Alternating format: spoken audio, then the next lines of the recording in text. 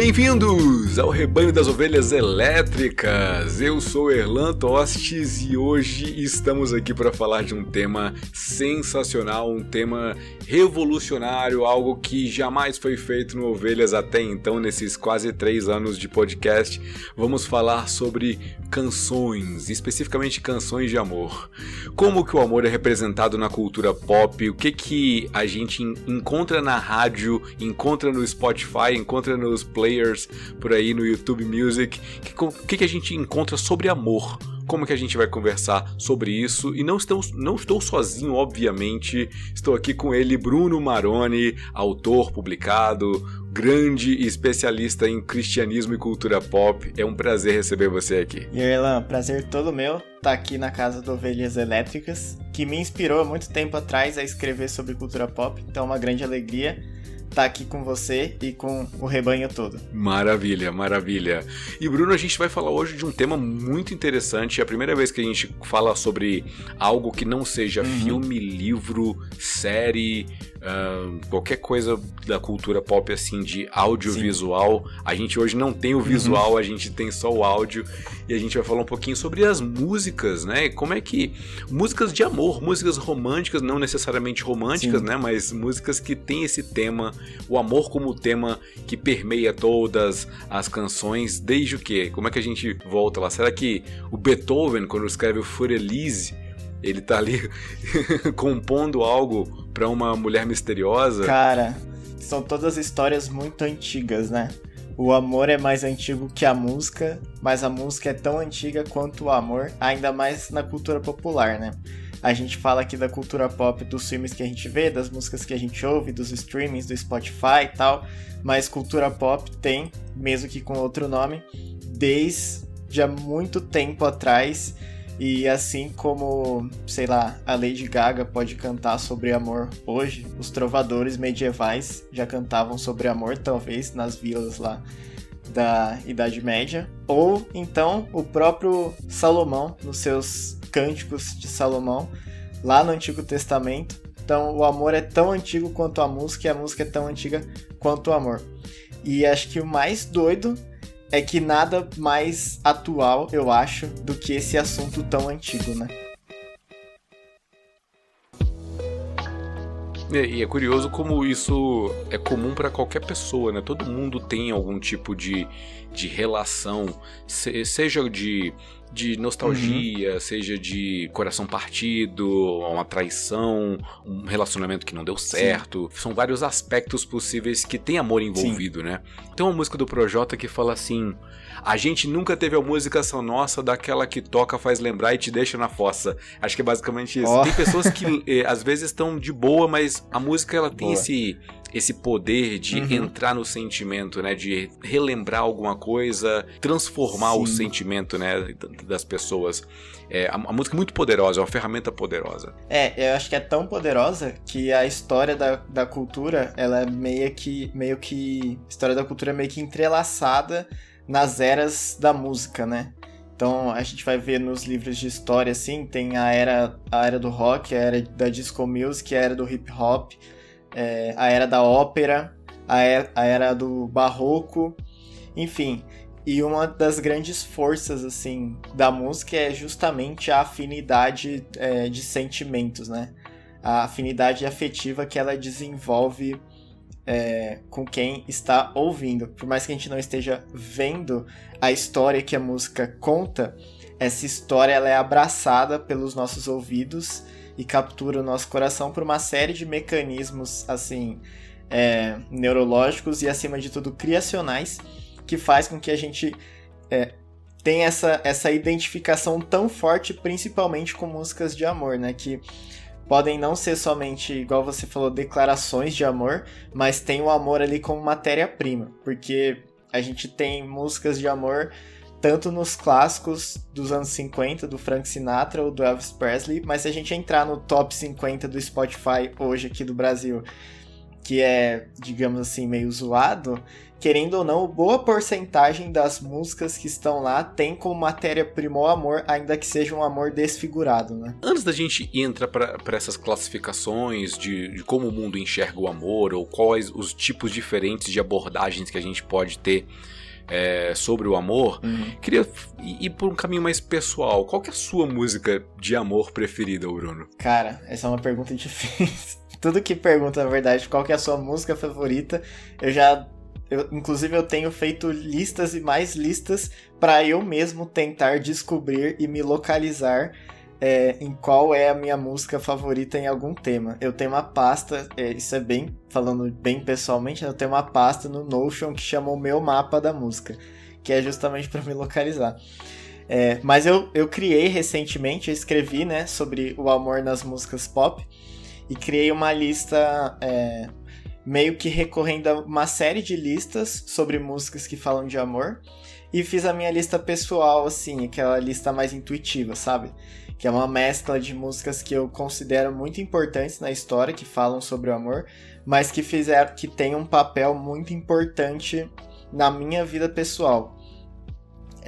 E aí relacionando com várias coisas, meu casamento, com a minha esposa, com as fases da minha vida. E eu acho que a que vem à mente, curiosamente, a minha música favorita sobre amor é também a minha música favorita de todos os tempos. Isso eu já tinha resolvido há bastante tempo atrás. Que é a música que chama Thunder Road, do Bruce Springsteen. Que é... Essa música, ela meio que narra o encontro de um jovem com uma jovem. Ele para o carro na frente da casa dela. E a música descreve ela saindo do alpendre da casa, indo até o carro, e eles saindo para uma jornada juntos. O Bruce Springsteen, cantor norte-americano, né, começou lá nos anos 70, ele tem muito esse imaginário da estrada, da jornada, e eu fui descobrindo e assimilando que isso tem muito a ver com a nossa experiência de amor, né, com uma jornada, como um processo. Inclusive tem uma expressão, tem uma frase na música dele, que é como se fosse ele dizendo à moça que eles correriam juntos até a Terra Prometida. Isso é tão marcante para mim porque eu comecei a perceber a carga teológica das músicas de amor, né? Eu acho que todo mundo que ama está indo para algum lugar. A diferença é esse horizonte em comum, né? O amor exige um horizonte em comum. Enfim, isso é tão pessoal que essa frase foi até parafraseada nos meus votos de casamento. Então acho que é uma resposta bem completa. Ah, que ótimo, cara. Eu não conhecia, eu tô com ela no Google aqui aberta. Thunder Road.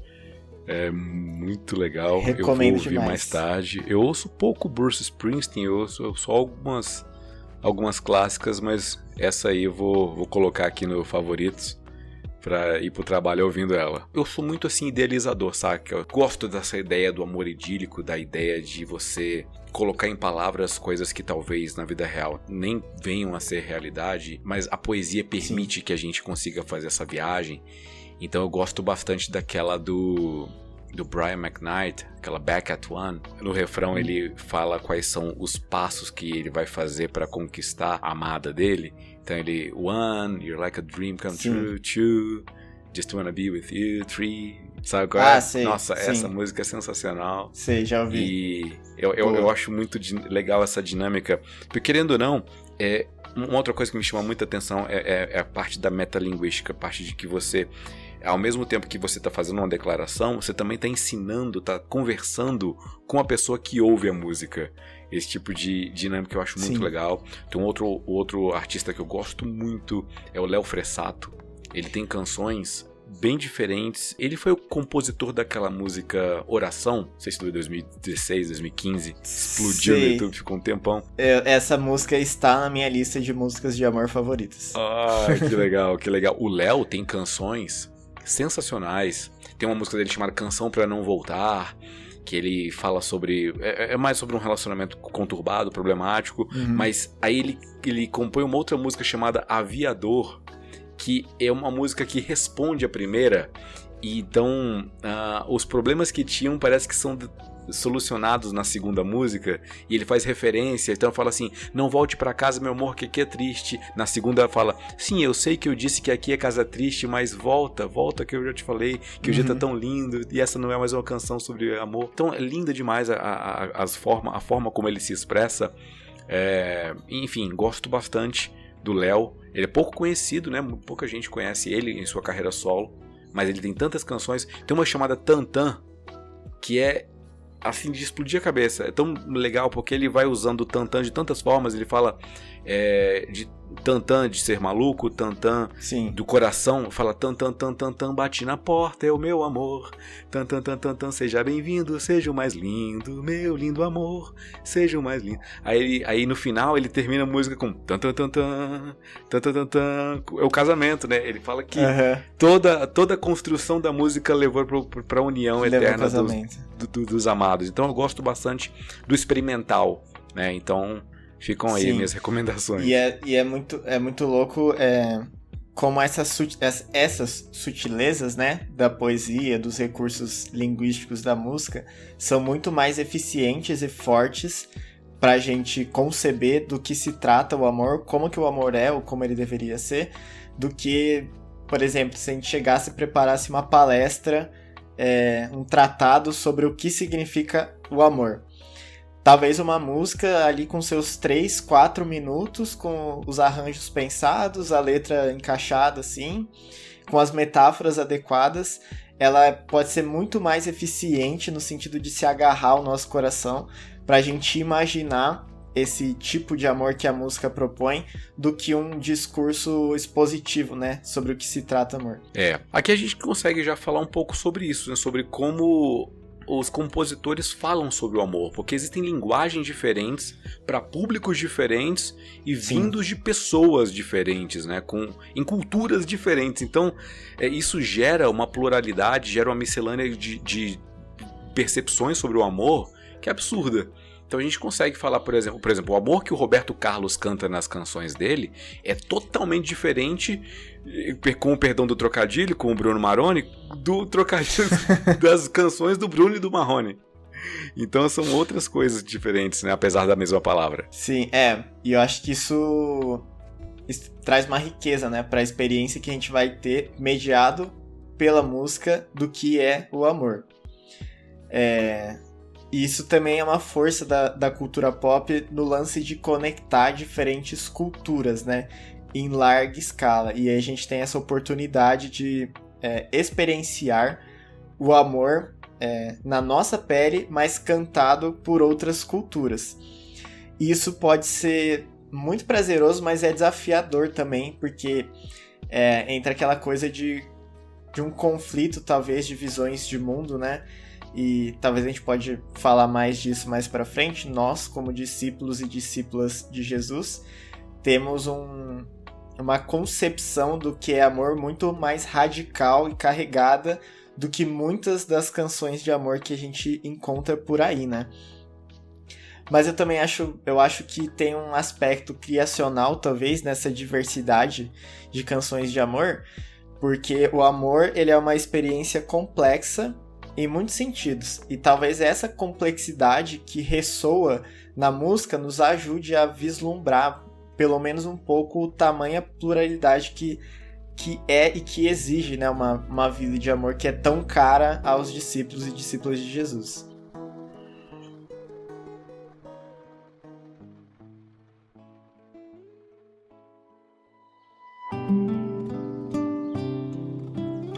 Bom, a gente pode falar um pouquinho sobre diferentes tipos de amor que tem, né? Já que é a proposta da música não, a proposta do podcast.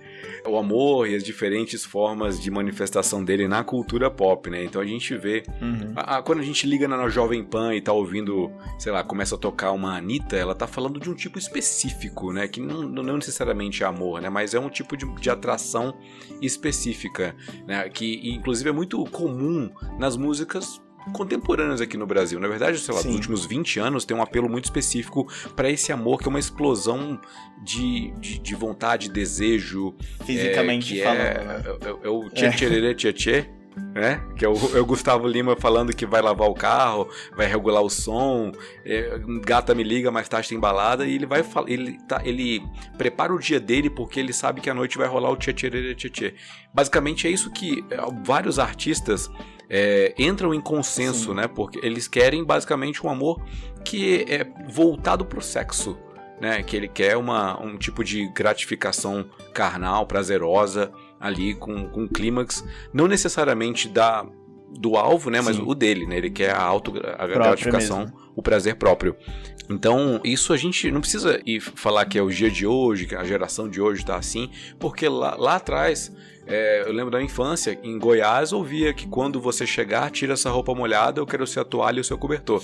É o tipo de música que tocava, era comum, né, todo mundo em Goiás ouvia sertanejo, basicamente. Ainda então, é comum, né? O Zezé de Camargo e Luciano cantam que é o amor que mexe com minha cabeça, sim, me deixa assim, esse tipo de abordagem mais, não sei, pragmática, né, voltada para um relacionamento homem-mulher, ou homem ou mulher, dependendo da perspectiva. Eu acho que assim, desse lance, né, do que acabam se tornando as ênfases das canções de amor, hoje é muito nítido, é muito evidente e é bem explícito em todos os sentidos possíveis de explícito, essa ênfase nas canções que pegam o amor como matéria-prima, mas falam dele pela linguagem, não sei, talvez mais do amor erótico, a atração física, né? Que várias coisas vão se descolando.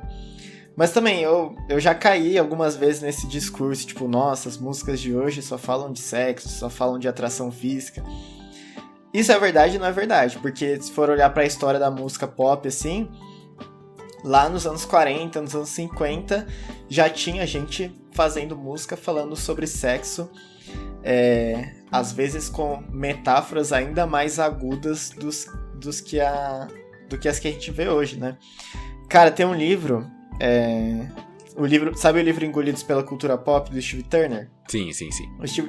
O Steve Turner, ele era jornalista de música, né? Ele era jornalista de rock. Ele escreveu um livro que chama Hungry for Heaven, que é Fome pela Eternidade, que ele meio que conta, ele vai percebendo, assim, fome por espiritualidade, anseios de espiritualidade ao longo da história do rock. Esse livro é muito antigo, então acho que ele para de fazer essa leitura nem nos anos 2000, assim. Mas tem insights bem interessantes, não é nada muito exaustivo, mas uma coisa que eu acho muito legal que ele faz é que ele percebe qual era, tipo, talvez a maior fome do ser humano que o rock daquela época, ou a música em geral, expressava. E ele fala sobre o sexo, né, o amor erótico, principalmente nos anos 50 e 60, que é da música soul. Que depois veio o James Brown, fala sobre o Al Green, que são artistas que usam muito da linguagem que se refere ao sexo e tudo mais, metáforas que fazem referência a isso. E eu acho que isso tem seus vícios e virtudes, né? Tudo que é da cultura pop tem lá os seus vícios e virtudes. Não só no artefato em si, mas para expor os vícios e virtudes do nosso coração. Então, talvez a gente olhando assim para os dias de hoje, lá para as tendências do Spotify, dos players e tudo mais, talvez a gente seja incomodado por essa coisa. Nossa, eu quero ouvir músicas que falam de amor, mas hoje não tem mais músicas que falam de amor. São músicas que falam de uma atração física distorcida, fragmentada. Mas aí acho que tá um exercício de sabedoria cultural, né? Colocar em contraste a imagem de amor e de ser humano que uma música mostra e a imagem de amor e de ser humano que a fé cristã carrega, né? Que é extremamente rica e muito mais plural do que toda a diversidade de músicas sobre amor, seja aquelas que falam sobre sexo, que falam sobre traição, que tem muito também, né? Coração partido, nostalgia, esse amor mais idealizado, que geralmente tem esse pêndulo, né, na história da música pop, as músicas que falam de amor de um jeito bem visceral e físico, as outras que falam de um jeito muito idealizado e às vezes até político, mas muitas vezes carecendo de um significado mais real do que é o amor que essas músicas tanto procuram, né? Eu acho interessante você falar sobre isso, né? De que, no final das contas, todo mundo tá procurando alguma coisa, né? Porque tem uma falta, tem algo que precisa ser preenchido, e raramente esse algo vai preenchê-lo. Ele é só uma evidência de busca, né? Você só tá querendo botar pra fora uma dor, um sentimento, alguma falta, alguma angústia que você tem. Então, isso no caso o artista, o compositor, a pessoa que tá falando sobre amor. Mas falar sobre o amor é uma Sim, e aí traduz isso pra gente, né? Acaba traduzindo isso pra quem Perfeito. E falar sobre o amor é uma responsabilidade muito grande, né? Porque é algo que mexe com minha cabeça e me deixa assim, mas é algo... é algo... é algo natural, é algo...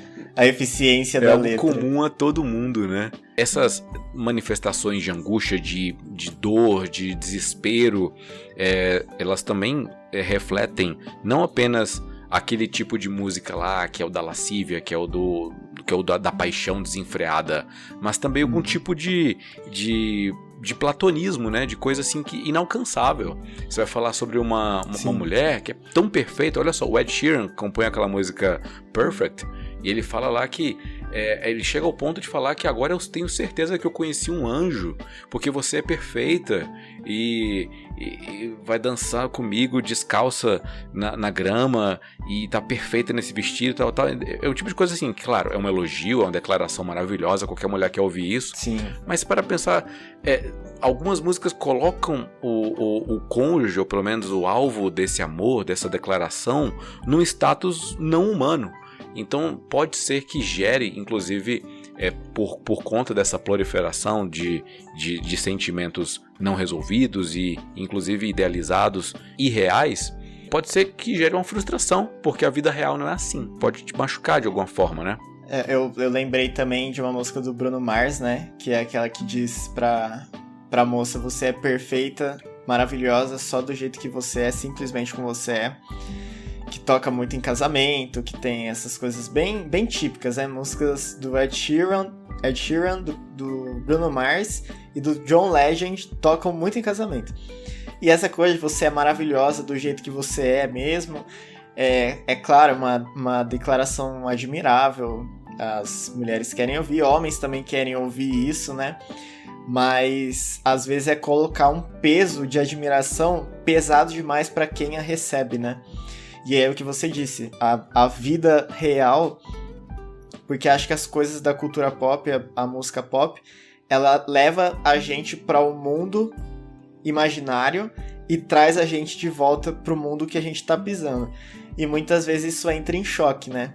Porque dias convivendo juntos, é muito difícil a gente manter as afirmações idealizadas das músicas românticas em um relacionamento mais intenso e comprometido do que geralmente as músicas prometem, né? É verdade. Aproveitando, olha só que interessante, tem esses dois extremos, né? Tem esse amor idealizado, essa coisa assim perfeita, você é maravilhosa, você é tudo pra mim. Parece Diante do Trono, né? Você é linda demais, perfeita aos olhos do Pai. Mas aí tem o outro lado, né? Tem umas canções de amor que falam de amores interrompidos, de tragédias, por exemplo, tem uma canção do Projota chamada Chuva de Novembro. É uma referência do November Rain, mas não tem tanto a ver, porque na verdade eu não sei se vou dar um spoiler da música, mas a música é um storytelling, né? Ela tem uma construção toda, eu acho muito bonita a música. É a história de um casal que enfim, que brigou na noite anterior, eles se amam, mas moram em locais separados. Aí finalmente o cara ele junta as economias dele, compra uma aliança, um anel de noivado, pega o ônibus para encontrar ela, começa a sonhar com ela no ônibus e tal. E aí tá chovendo muito forte, o ônibus derrapa, capota, e aí ele tá lá no meio das ferragens e eu meio nas ferragens sem me mexer, sei que você me escreveu, mas fecha os olhos sem saber o que. Chega a mensagem, mas ele não consegue ler. Caramba. Nossa, essa música, a primeira vez que eu ouvi, eu chorei. Nossa, que música dolorosa. Nossa, cara, é terrível. Para pensar, tem várias canções assim, né? Tem uma do BTS também, chamada The Truth Untold. Não sei se você manja dos BTS da vida, mas minha filha é K-Popper, né? Ela pouco, é ARMY. Manjo pouco. Então eu tive que comprar todo o pacote coreano pra poder acompanhar ela. Então tem uma música chamada The Truth Untold, que é nessa vibe, saca? Tem um cara que vivia recluso numa casa, aí uma mulher vai lá e começa a pegar algumas rosas que tá no jardim dele. E aí ele fica de olho, ele percebe isso, e toda vez ela pega e vai embora. Aí uma vez ele segue ela e ele vê que ela vende essas rosas no mercado, na praça e tal. E aí ele faz o seguinte, ele pega uma rosa que é bem bonita, assim, pega um monte de flor, deixa no jardim assim e deixa lá pronta pra ela pegar. Só que ela nunca mais voltou. E aí ele vai atrás dela, tenta descobrir por que aconteceu e tal. Aí no final a mulher morreu, né? Enfim, a história é essa. Triste, de qualquer forma. É triste pra caramba, né? Eles conseguiram... a ideia dessa música é se basear num conto italiano de uma história bem antiga, assim, medieval, tal, de uma história assim. É tipo o Cyrano de Bergerac também, né? Lá na França, que também tem um cara que ele era todo feioso. Aí ele pediu pra alguém conversar com uma mulher, chamar ela tal pra sair. Só que o cara que ele pediu, ele que ficou com a mulher, ele desafiou o cara pra um duelo porque ficou bravo. Aí ele acabou morrendo no duelo que ele mesmo convocou. Enfim, essas canções de tragédia, tipo, se para pensar I Will Always Love You da Whitney Houston, é tipo uma canção de tragédia também, né? Uma canção de término, tragédia. Né? É bonita e tal, mas... A música do Titanic, praticamente. Titanic também. A trilha sonora inteira do La La Land, talvez. É verdade. La La Land é uma canção em forma de filme, né? Se para pensar, né? Exatamente. Eu tava lendo na semana passada um artigo que fala, né, sobre o amor na indústria da música pop, de um site muito massa que chama You Discover Music. E eles citam lá um autor, se não me engano é Ted Gioia, que ele fez uma pesquisa histórica das canções de amor na cultura popular mesmo. Isso desde dos trovadores lá que eu mencionei, né? E aí eles constroem um artigo nesse site a partir disso. E eles encontram nesse livro uma referência do autor que diz que mais de 100 milhões de canções de amor já foram compostas, gravadas e reproduzidas ao longo da história. Então é aquilo que a gente falou, né? O amor é uma experiência comum, instintiva de todo mundo, e é por isso que todo mundo acaba não conseguindo escapar de uma canção de amor, seja ela positiva ou negativa. Tem outra coisa curiosa, que ele diz que a maioria das canções de amor... E aí falando em mercado pop, né, que a cultura pop tem esse lance do mercado, que fazem sucesso, a maioria das canções de amor que faz sucesso tende a falar sobre coração partido e tragédia, e não sobre a realização do amor. O que é muito curioso, porque se a gente for pensar assim nos grandes artistas pop, né, nos hitmakers de hoje em dia, tem assim algumas músicas iguais às que a gente citou, né, que tem um retrato de amor bem idealizado, mas pra gente usar um termo bem de mídias sociais, as músicas que engajam as pessoas mais fortemente, visceralmente, são as de coração partido. Pode ser uma suposição, né? Mas eu acho que é pela capacidade de tradução de um sentimento que é doloroso demais pra gente comunicar de forma nítida. Nesse artigo tem uma citação também do Leonard Cohen, né? Que era um artista folk canadense, que ele tem muitas músicas bem melancólicas e tal, e ele fala que as canções de amor são uma tentativa de encontrar a linguagem exata para descrever a paisagem interior do ser humano. E se a gente for expor assim a nossa paisagem interior, ela é muito mais povoada por frustrações e dores em relação à experiência do amor do que conquistas, né? Então eu acho que isso acaba contribuindo para os números e para o sucesso de canções de amor que funcionam, mesmo que elas não retratem positivamente o amor. Querendo ou não, é no sofrimento que a memória fica marcada. Sim. Eu consigo me lembrar de quando eu sofri um acidente e coloquei aqui a parte interna do meu pé esquerdo na coroa da bicicleta e comeu minha pele toda, meu pé todo. Tá louco. E eu lembro da cor que eu senti, entendeu? Tipo de uma sinestesia. Sim. A dor, ela tinha uma cor. Eu tenho memórias fortíssimas disso. Mas eu não lembro direito, por exemplo, sei lá, um pedal que eu fiz no final de semana. Eu teria que parar e lembrar direitinho, tentar ver como é que foi o dia. O dia do acidente eu lembro perfeitamente o que aconteceu, né? Então parece que tragédias, sofrimentos causam emoções fortíssimas, né? Que capturam a nossa memória e grudam, né? São um chiclete da alma, né? O sofrimento é esse chiclete que fica lá grudado e tal. Juntar esse chiclete instintivo com a fórmula certa pra música pop, né? Aqueles 4 acordes. Os 4 acordes. E é curioso isso, né? Porque você fala sobre o coração partido, né? Querendo ou não, existem diferentes formas de coração partido. Eu citei aqui os exemplos das tragédias, mas também tem términos normais, né, em relacionamento. Cada um vai para um lado, tipo aquela do Bruno Mars, aquela When I Was Your Man. Sei. É uma música de término, inclusive ele deixa bem claro que ele reconhece os problemas que ele teve, né? Eu não te levei pra dançar, eu não fiz isso, não te dei valor, tal, por isso que hoje você tá com outro cara, né? Então eu espero que ele te leve pra dançar, eu espero que ele te dê flor. Então, assim, a resolução da música é bem compreensível, né? É um coração partido, mas, querendo ou não, via um término normal no relacionamento. Mas agora tem outros tipos de término. Tem o da traição, que eu acho que é o mais comum na música popular brasileira. O da traição, o popular chamada de a música de corno. A pessoa que ou ela trai ou ela é traída, né? Acho que a Marília Mendonça, essa Simone e Simaria, tem várias canções sobre isso. Sim. Sobre infiel, então você vai lá morar no motel. É o tipo de coisa assim que... 50 reais. Vou levar meu violão. É o tipo de coisa que é curioso como fica pelo menos na época que eu fiz faculdade, em Goiás, então era sertanejo de 24 horas, né? Porque na faculdade lá à noite, quando a gente saía, tava lá o pessoal ali das vendias, sempre com o som ligado, então era constantemente as músicas ali da época, né? Então na época tinha bastante Vitor e Léo, que tava em alta, né? Acho que entreguei a idade agora. E aí o pessoal falava bastante. Tinha uma música que era assim, que era Amigo... Como é que é?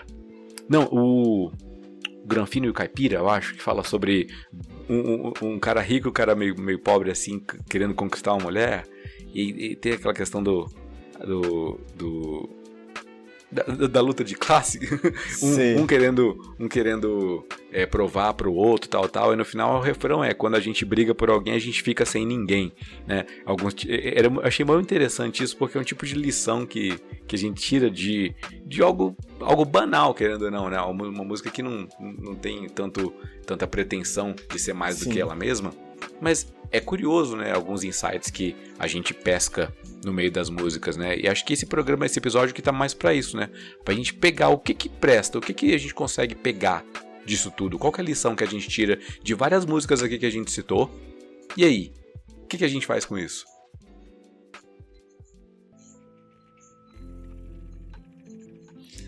Cara, aí acho que entra o lance da sabedoria e sensibilidade cultural, né? Porque a gente tá aqui, 2 discípulos de Jesus, falando de amor, seja ele um amor romântico ou um amor fraternal, enfim, a gente tá aqui falando sobre o que mais importa pro evangelho inteiro, né? Que é o amor. E falando também de uma visão bíblica, né? Do propósito para o qual o ser humano foi criado.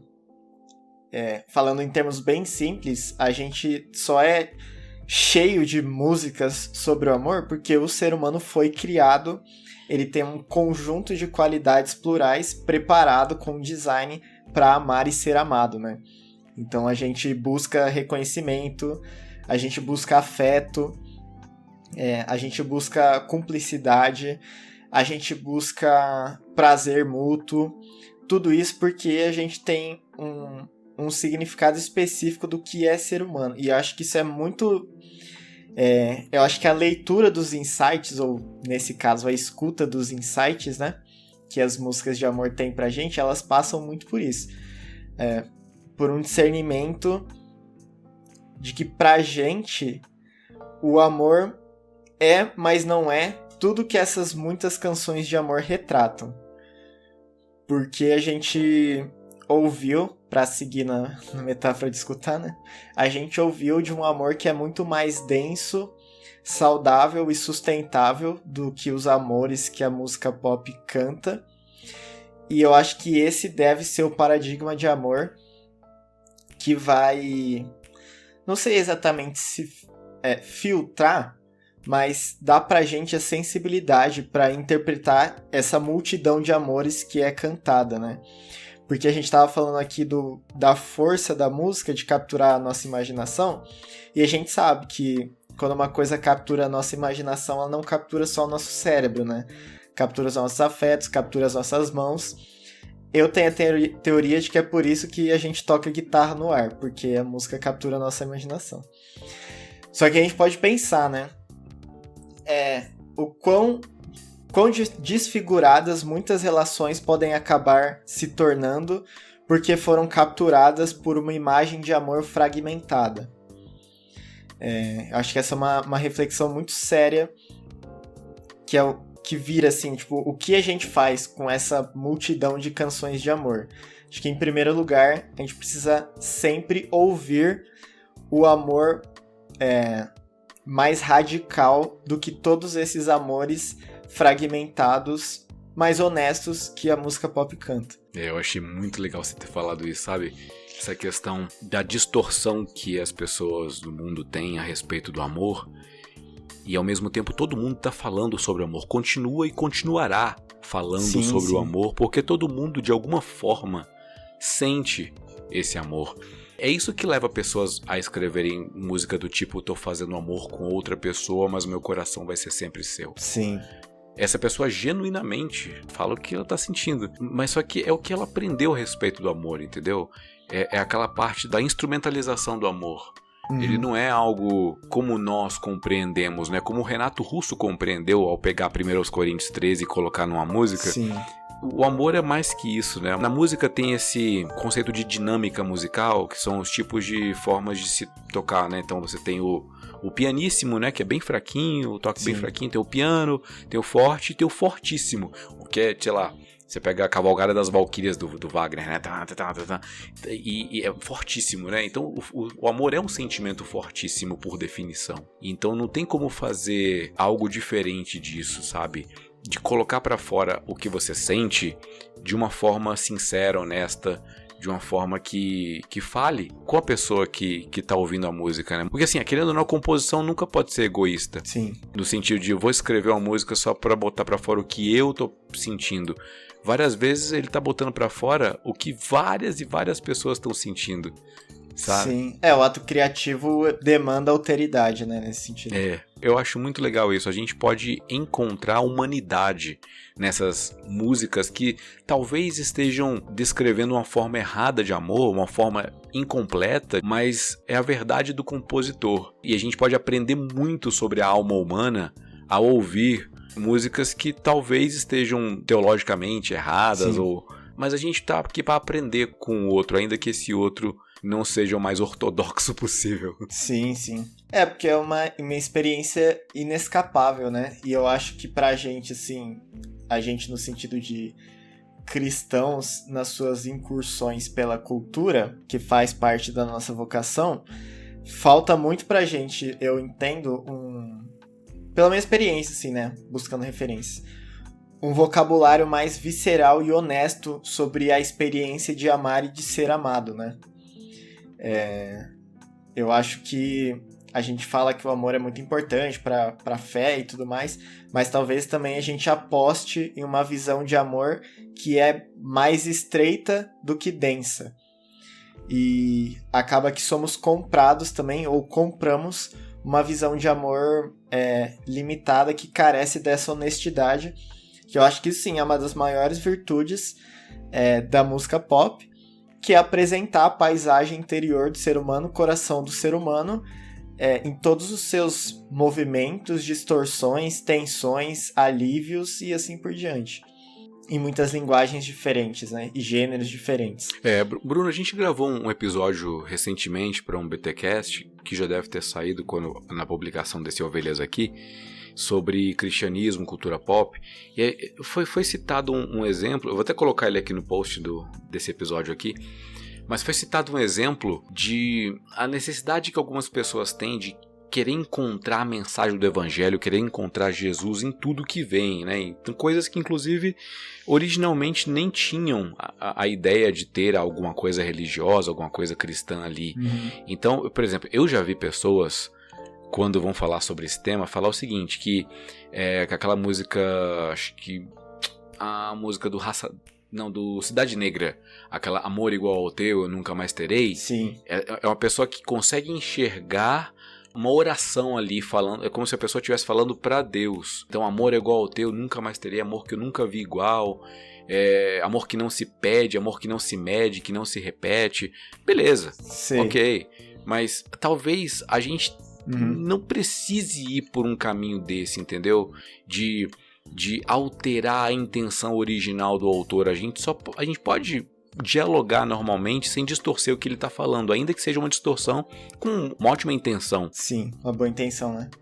Eu acho que no exercício de dialogar com a cultura, o diálogo exige escuta, né? E acho que estudando assim sobre cultura pop e tal, lendo até os autores que falam disso em termos mais técnicos, tem uma vez eu me deparei com uma expressão que eu gostei demais, que a gente precisa, para dialogar com a cultura, de uma hermenêutica generosa, ou seja, uma interpretação generosa. E o autor, ele fala isso no contexto justamente do exemplo que você mencionou, que às vezes a gente associa dialogar a fé com a cultura pop em espiritualizar as coisas da cultura. Ou seja, a gente joga um monte de coisa que não tem a ver com o ponto de partida do artista, do compositor, em cima daquilo que ele disse. Sendo que falta pra gente essa hermenêutica generosa, né? Sermos generosos ao ouvir o que o autor, o ator, o cantor, o compositor, enfim, tem a dizer. E eu acho que uma das principais coisas da nossa interação com a cultura pop é justamente estar atento e sensível às imagens do que significa ser humano disponíveis por aí, né? E muitos retratos do que significa ser humano que a gente vai encontrar são lamentáveis. Mas por quê? Porque ser humano é lamentável mesmo. Então a gente precisa muito dessa sensibilidade, assim. Isso que vai tirar a gente daquela mentalidade de guerra cultural, né? Tipo, vamos pregar contra essa música. E mais no sentido de sensibilidade e sabedoria mesmo. Acho que é um caminho muito promissor esse. Fazendo uma paráfrase aqui com Tiago, ele fala: sujeitai-vos, pois, a Deus, resisti ao diabo e ele fugirá de vós. Eu acho que a gente pode falar o seguinte: resistir ao diálogo e ele fugirá de vós, né? Tem muita Exatamente. gente que entende que o diálogo cultural ou interreligioso, ele pressupõe conivência, e não necessariamente. Não é porque eu tô falando aqui da percepção de amor que a Marisa Monte tem e tal, que eu sou conivente com a mensagem dela. Eu só tô dialogando. Paulo faz isso quando ele chega a Atenas, ele cita o poeta, cita Epimênides, para Tito ele cita o poeta cretense, né? Enfim, a gente tá num meio cultural, a gente não vive em bolhas, a gente não vive aqui, eu tô assistindo One Piece agora, né? A gente não vive num Sabaody Island, né? Na ilha lá, onde as bolhas surgem assim, e você pode entrar nelas e fica impermeável e consegue passar pelo oceano. Olha aí, um easter egg pra galera que curte One Piece. Mas a gente não tá numa bolha, mas a gente também não é esponja totalmente, onde absorve tudo, né? A gente consegue ter um filtro, a gente consegue escutar que pra ter creu, pra dançar creu tem que ter disposição. e tem que ter habilidade, eu olho para aquilo e falo, não, isso não tem nada a ver com a minha fé. O que essa pessoa está querendo demonstrar? Está querendo demonstrar virilidade, está querendo demonstrar pulsão de vida, beleza, mas eu não encontro a afirmação da minha masculinidade no Creu Velocidade 5. Isso não comunica com a minha fé, com os parâmetros de moralidade que eu tenho. Então eu escuto o que você está falando, só que eu respondo de uma outra forma. Exatamente. Eu respondo com o fruto do Espírito, eu respondo com mansidão, domínio próprio, com paz, alegria, longanimidade, saca? É o tipo de coisa que a gente pode fazer. A gente não precisa simplesmente... Aliás, mas também tem o outro lado, né? Não é por isso que eu vou lá pro baile funk proibidão e ficar lá até 6 da manhã, né?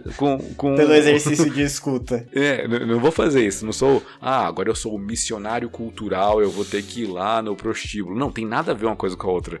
Mas a gente pode muito bem responder a algumas demandas, algumas angústias que a sociedade tem, que está externalizando elas através da música. E a igreja não ouve essas angústias e não consegue responder adequadamente. Exatamente. No ano passado, quando eu dei 2 cursos de cultura pop lá no Invisible College, eu e os meus alunos, a gente sempre reafirmava, meio que virou um lema assim, pra gente, que a gente tirou do livro Conectados, do Daniel Strange, que saiu recentemente pela Vida Nova. Na época nem tinha ainda em português. Que a gente dialogar com a cultura pop, qualquer artefato, assim, qualquer ênfase da cultura pop, e a gente tá aqui entendendo que o amor é matéria-prima de muitas coisas da cultura pop, é um exercício constante e sutil de confronto e conexão, ou de conexão e confronto, coisas que acontecem ao mesmo tempo. A gente se conecta, por exemplo, numa expressão honesta da experiência humana, do que significa amar uma pessoa. Isso gera conexão. Mas, por exemplo, músicas que propõem uma visão de ser humano distorcida, desumanizada, isso exige um confronto nosso. Mas tudo isso passa pela escuta, né? E, cara, é uma das coisas, assim, estudo cultura pop, tá? Eu tento lidar com diferentes mídias culturais, mas a música talvez seja a que mais chame a minha atenção pelo desafio da escuta. Porque eu acho que isso resume muito o exercício dos discípulos de Jesus em meio à cultura pop, né? Que é escutar. E até falando de Tiago de novo, da gente ser mais pronto a escutar, a ouvir, do que para falar, né? O problema é que muitas vezes a gente quer responder respostas prontas, pragmáticas, a expressões genuínas e legítimas da humanidade que aparecem tão honestamente na música, né? Cara, é verdade isso aí, cara. A gente tem que estar mais pronto pra ouvir, né? É curioso. Olha só, existe um tema muito, muito atual, que é a questão do revisionismo a respeito do quanto se tolera abuso em relacionamentos, seja atualmente está tendo exposições, né, de abuso de liderança com seus liderados e tal, mas principalmente em relacionamento, né, em um lar, seja num relacionamento de namorados ou de marido e esposa, mas sempre tem algo, né, uma relação abusiva, uma relação tóxica. E é muito curioso, por exemplo, a gente vê que isso já existe no mundo desde que o mundo é mundo, né? Desde que Adão botou a culpa na mulher e botou culpa em Deus sobre a mulher, né? Então, desde que o mundo é mundo, já tem um tipo de relacionamento tóxico. Mas olha que curioso, a gente vê, por exemplo, a Billie Eilish.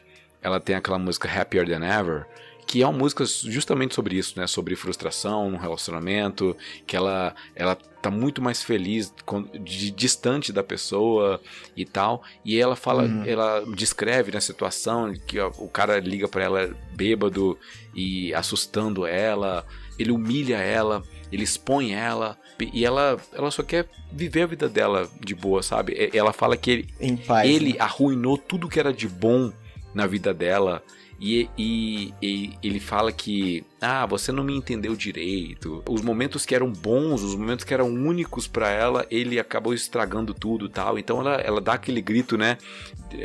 Just fucking leave me alone, né? Me deixa em paz. E é um tipo de grito que a sociedade hoje... a sociedade é muita gente, né? Mas que mulheres abusadas hoje gritam. E a igreja Sim. deveria ser o bastião que levanta-se e fala, vou te defender. Mas a igreja, infelizmente, às vezes é conivente, às vezes é negligente, omissa e não age, né? Inclusive, isso dá margem para outras organizações se levantarem e abraçarem, né? Organizações que têm algum tipo de sistema ético e moral diferente do sistema religioso cristão como o nosso, mas independente disso, estão fazendo alguma coisa. Alguém está fazendo alguma coisa para proteger. Eu assisti agora com minha esposa. Na verdade, não acabei de assistir ainda. Estou assistindo aquela série Made na Netflix, né? Não sei se você já viu, mas é uma mulher que ela, enfim, que ela se separa e ela tem que se virar para sustentar a filha dela. E aí ela não tem emprego, ela vai começar a fazer faxina nas casas, ela bate o carro, dá tudo errado na vida dela, mas tudo isso porque ela não entende que ela vivia num lar abusivo, e ela não denuncia o cara, mas o cara claramente, né, foi um abusador na vida dela, e assim, existem demandas que não apenas estão represadas, mas já romperam a barreira, né? As barragens e começam a ser jogadas na sociedade, assim, na mídia, querendo ou não, né? Artistas que estão gritando sobre isso, enfim, que nós possamos ouvir mais, né? Existe essa questão, né? Pode ouvir música do mundo? Tem 15 anos que eu ouço esse tipo de pergunta, sabe? Pode ouvir música do mundo? As músicas que me perguntavam lá atrás era, sei lá, posso ouvir Linkin Park? Na época que o Chester estava vivo ainda. Mas, cara, não tem tanto a ver com pode ou não pode, tem a ver com o que você quer. Sim. Qual que é o seu propósito? Qual que é o lance? Não são respostas fáceis, né? As pessoas querem só uma listinha de pode e não pode. Sabe, quem pergunta pode ou não pode é criança, Bruno. Sim. Criança pergunta, pode botar o dedo aqui? Não, filha, não pode. Aqui, ó, não pode porque vai te machucar. Entendeu? Agora, é necessário essa autorresponsabilidade, esse momento de botar a mão na cabeça e falar, cara, eu quero conhecer, eu quero o entretenimento, mas eu tenho condições de estar nesse ambiente sozinho. Se não tiver, a resposta é não pode, tá bom? Uhum. Não pode. Você está fazendo essa pergunta, inclusive, não pode. Sabe, eu acho bem mais prático responder assim do que talvez dar uma lista, se indispor, né? Uma lista e causar uma indisposição, e na verdade uma lista que não resolve muita coisa. Mas é muito um lance de percepção, assim, e tipo, olhando pra toda essa conversa, quantas dádivas a gente não pode reconhecer pensando nesse exercício de escuta, né? Eu acho que é uma palavra muito importante para esse podcast, não só porque a gente tá falando de música, mas, poxa, você mencionou aí, né? Sendo sensível às músicas que falam de amor, que tem por aí, a gente acaba reconhecendo certas denúncias, a gente acaba acessando com muita honestidade angústias do coração humano, a gente acaba vislumbrando também o que traz satisfação para as pessoas, a satisfação que existe mesmo no amor, que é o que faz com que as canções de amor nunca parem, né, de fazer sucesso. Acho que é bem um convite, assim, de exercício de escuta. Não só de ouvir as suas canções de amor favorita, mas ouvir com ouvidos redimidos, talvez.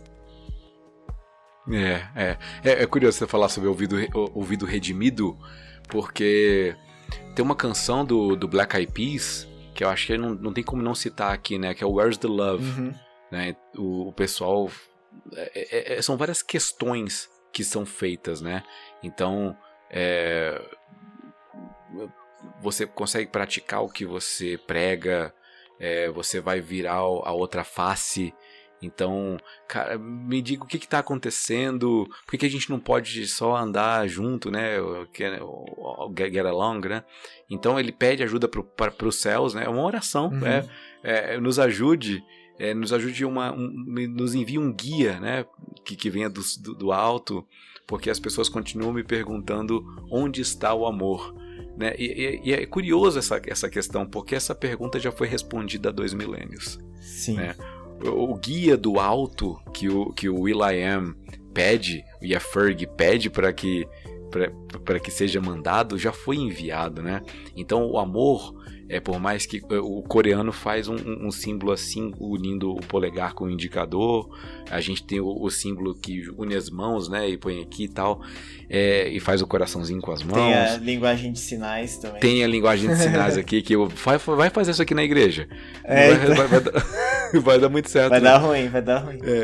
Então, mas o amor, na verdade, por mais piegas que pareça essa frase, mas o amor tem formato de cruz. Porque lá está o maior símbolo possível. Os braços abertos ali, o símbolo máximo de entrega é o amor, que algumas pessoas podem até se falar, mas isso aí não tem tanto a ver com o amor de relacionamento, que é o foco das canções. Eu não gosto muito, né, dessa perspectiva dos 4 amores lá que o C.S. Lewis traz, até 5 se for contar com o Storg, né? Essa coisa da divisão, porque amor para mim sempre é um sentimento fortíssimo, um sentimento de entrega, de sacrifício, de abnegação, de carinho e de se importar com o outro. Seja pai para filho, seja amigo com amigo, seja marido com mulher. Isso se manifesta de formas diferentes, é claro, mas ainda assim sempre é amor. A gente consegue enxergar no sacrifício de Jesus na cruz, porque Deus prova seu amor para conosco, tendo enviado Jesus quando nós ainda éramos pecadores. Essa forma de sacrifício é manifesta e é um exemplo para que a gente possa fazer isso nos nossos relacionamentos, com pai, com mãe, com esposa, com esposo, com todo mundo na nossa vida. Sim, eu acho que o amor que a gente procura tanto pro nosso dia a dia, que a gente encontra de um jeito predominantemente fugaz e efêmero nas músicas da cultura pop, ele foi cantado muito tempo atrás, né? Talvez a canção de amor mais radical que exista seja o hino que Paulo coloca lá em Filipenses 2, ou até antes disso, a própria poesia da criação de Gênesis 1 já é uma canção de amor, sendo que a criação é um ato de transbordar do amor da Trindade, né? No fundo, eu acho que é por isso que a gente nunca vai escapar das canções de amor, e é por isso que elas fazem sucesso, mesmo de um jeito distorcido, que é porque nós somos criados por um Deus que é amor em si. Então a gente sempre vai ouvir o eco dessa voz, né, que fala que nós precisamos amar e ser amados de alguma maneira. Eu acho que a gente consegue entender que o amor não se entende, o amor se vive. Sim. O amor se sente, o amor é, porque Deus é amor. Sim. Então, sendo nós imagem e semelhança desse Deus, que é criativo, que é criador, nós também criamos, nós também amamos e nós também manifestamos, ainda que longe do ideal, longe de Deus. Da referência, talvez, da raiz do amor, né? Perfeito, a gente consegue ainda manifestar o amor, talvez na imperfeição do pecado humano, da natureza humana, mas existem amores diferentes que a gente experimenta com pessoas diferentes, de formas diferentes, mas provenientes do mesmo Deus. Amém, maravilhoso. Beleza, Bruno, então para encerrar, a gente pode ir por um caminho das recomendações. A gente pode compartilhar com os nossos ouvintes as nossas recomendações de músicas que falam sobre o amor. Boa. Que tem alguma mensagem, ou que nos toquem de alguma forma, ou que tem algum tipo de conteúdo ali relevante. Qual que seria o seu top 3 músicas que falam sobre o amor? Olha, pensando aqui, já que eu mencionei um dos meus artistas favoritos, que é o Bruce Springsteen, eu vou citar outra banda das minhas favoritas, que é o The Who, banda de rock britânica, que em 1973 compôs uma música que chama Love Reign Over Me, Amor Reine Sobre Mim. É um épico de hard rock que é basicamente um clamor pelo amor. Eu acho que essa é uma das músicas mais lindas que eu já ouvi. Além dessa, vamos para um exemplo, uma recomendação nacional, uma música também que chama muito a minha atenção, já me fez refletir bastante, eu acho que mostra um pouco essa coisa do amor como o anseio e completude, né? Que é a faixa Faltando um Pedaço, do Djavan, que diz que no coração de quem ama sempre fica faltando um pedaço, que nem a lua minguante, que nem o eu nos seus braços. Essa música é lindíssima. Depois, minha terceira recomendação é a música que chama Mystery of Love, do Sufjan Stevens, que é um artista bem contemporâneo, e nessa música também ele reflete sobre o prazer e as dores do amor, né? Uma música bastante sensível. E eu vou roubar, porque eu vou dar a quarta recomendação, para ficar 2 internacionais e 2 nacionais. Minha recomendação nacional é de uma banda brasileira recente, que tem uma pancada de músicas que falam sobre amor de tudo quanto é tipo. É uma banda paulistana, chama Vanguard. E eles são uma música que chama E o Meu Peito Mais Aberto que o Mar da Bahia. Em que o cantor diz, o eu lírico da música diz, né? Que nessa experiência de amor ele não imaginava que se poderia ser tão feliz assim e não ter medo. Essa também é uma música, uma recomendação bem pessoal, porque é a música que tocou na entrada da minha digníssima esposa no casamento. E lembra muito o aspecto de vulnerabilidade que o amor tem. Também é um retrato, é um vislumbre, né, do amor que tira o medo, que lança fora o medo. Então essas são as minhas 4 recomendações, com um adicional roubado. Muito bom, muito bom, muito bom. A maioria eu não conhecia, essa do Vanguard eu conheço, mas entra para recomendação também, entra para minha playlist. Eu vou passar a semana bem apaixonado, então eu vou fazer a minha também. Eu me arrependi imediatamente após propor isso aqui, porque eu já não vou lembrar de algumas, mas eu acho que não tem como deixar de fora Love of My Life, do Queen. Boa. É uma canção muito bonita, um arranjo que o Brian May faz é lindíssimo, né? A capacidade, a extensão vocal do Fred e a música, você consegue sentir, inclusive naquele show, eu não sei se é o de Montreal, mas as pessoas cantando junto, sabe? E a gente vai vendo ali a canção, a dinâmica da canção, sobre o amor da vida dele, que o deixou e quebrou o coração dele. Que o feriu. O feriu. Não, então, aí ele fala, bring it back. Ele fala pra trazer de volta. Então, eu acho muito legal. Não é, sei lá, não sei se necessariamente é uma mensagem maravilhosa, mas é tão tocante, é tão bonito, né? Então a construção poética e a harmonia e o arranjo torna aquilo tão bonito que não tem como deixar de fora. É a mensagem por si só, né? Sim. Uma outra que eu vou deixar aqui é Something, dos Beatles. Essa tá na minha lista. Quase citei. Cara, que canção é essa, cara? É muito, muito... Eu tô quase indo pegar o violão e tocando ela, porque ela é tão bonita, cara. E eu acho ela... Eu acho que... Eu não tenho essa informação, mas eu acho que o Ed Sheeran, quando compôs aquela música She, e ela não é uma música muito, muito famosa, ela tá num álbum dele que é, na verdade, um EP. Songs I Wrote for Amy, que canções que eu escrevi pra Amy, e que é uma ex dele, e aí ele tem uma música chamada She, que eu acho que ele se inspirou muito nessa Something dos Beatles, porque fala algo do tipo, o modo como ela se move me atrai, então o modo como ela, só ela me conhece, e eu não quero abandonar ela, e eu acredito nela, então assim, sabe, é uma declaração de amor tão bonita. E o Ed também, ele põe nessa She uma declaração muito bonita, que ela conhece ele como a palma da mão, ela conhece melhor do que ele mesmo o conhece. Então esse tipo de coisa, eu gosto muito desse tipo de construção. E Something nos Beatles, o arranjo é maravilhoso, tudo é maravilhoso. Sim. E é maravilhosa essa canção. E por último, eu vou colocar o Canção Pra Não Voltar, do Léo Fressato, que eu já tinha citado antes, mas essa música é linda demais. E a banda mais bonita da cidade regravou essa música, né, na voz da Oyara, mas o Léo, quando canta, O Léo, ele tem uma forma muito, muito livre de cantar, então é muito bonito. É uma música triste, inicialmente, né? Não Volte Pra Casa, que é triste. Mas ele põe uma poesia, ele põe algumas construções tão bonitas. Ele fala que não me espere porque eu não volto logo, não nade porque eu me afogo, não voe porque eu caio do ar, eu não sei flutuar nas nuvens como você, sabe? Parece que são pessoas de mundos diferentes, que ele nunca consegue se adaptar à realidade dela, e é por isso que ela se foi, e ele continua, mas ele sente muita falta, mas ele fala para ela não voltar, porque aqui a casa é triste, e ela parece que ele é uma pessoa triste, e ela é uma pessoa mais de espírito livre, entusiasmada, entendeu?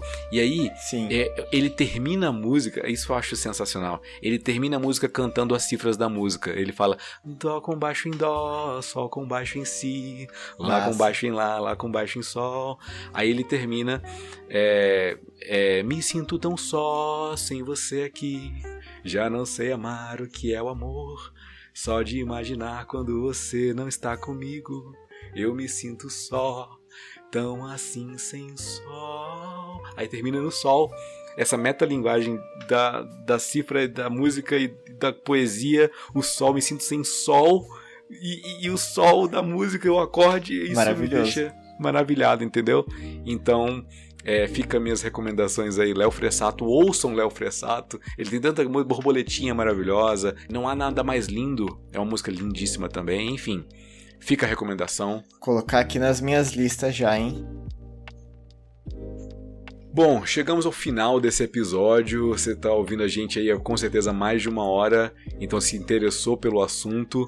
E a gente quer deixar alguma mensagem final, algo que seja relevante para nós e para vocês principalmente. Bruno, você tem uma mensagem final que seja que não possa esperar e precise ser dita agora ou calada para sempre? Eu tenho.